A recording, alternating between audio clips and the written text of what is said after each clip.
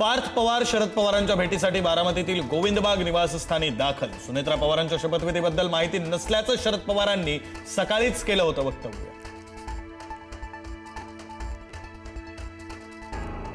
राष्ट्रवादीच्या गोटामध्ये राजकीय घडामोडींना वेग। सुनील तटकरे, प्रफुल्ल पटेल देवगिरी बंगल्यावर दाखल। तटकरे आणि पटेल सुनेत्रा पवारांच्या भेटीला।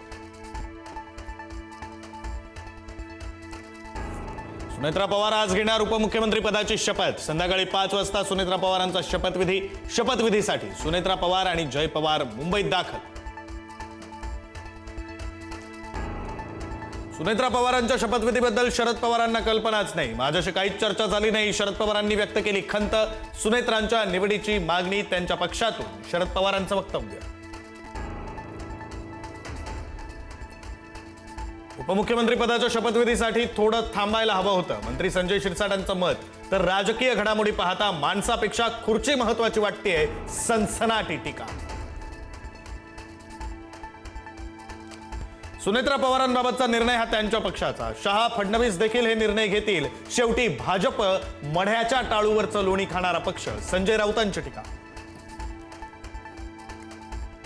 शरद पवारांच्या बारामतीतील गोविंदबाग निवासस्थानी बैठक। शरद पवार, सुप्रिया सुळे, रोहित पवारांमध्ये बैठक। युगेंद्र पवार, संदीप क्षीरसागर ही बैठकीत। राष्ट्रवादीतील वेगवान घडामोडींवर चर्चा।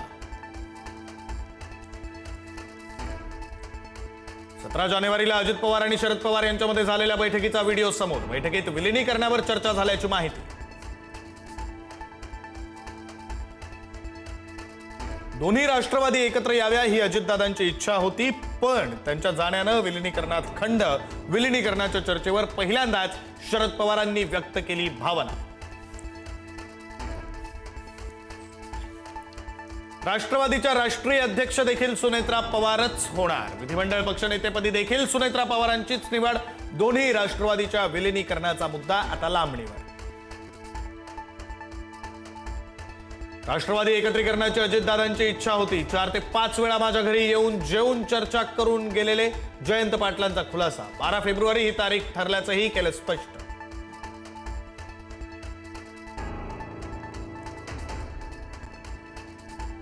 पार्थ अजित पवारांची राज्यसभेवर वर्णी लागणार। सुनेत्रा पवार उपमुख्यमंत्री झाल्यावर रिक्त होणाऱ्या राज्यसभेच्या जागेवर पार्थ पवारांचा दावा। पार्थ पवारांनी बोलून दाखवली राज्यसभेवर जाण्याची इच्छा।